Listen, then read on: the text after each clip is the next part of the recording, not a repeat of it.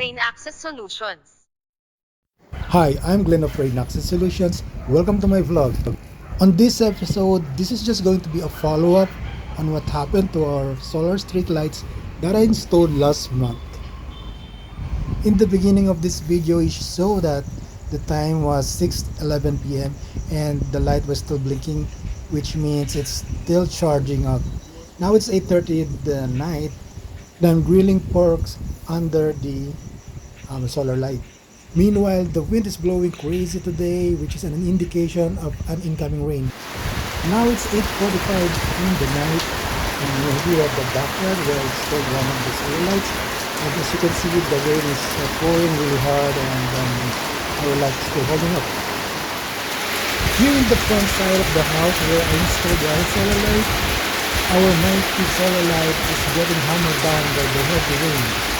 But like his twin brother at the back side, it looks as though he's just enjoying the experience.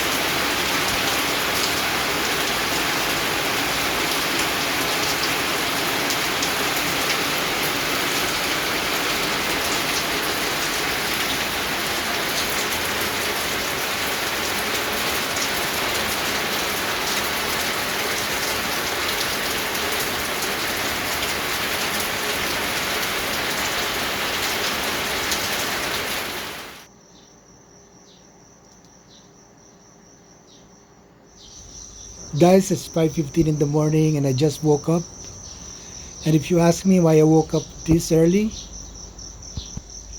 it's because we're going to the market today.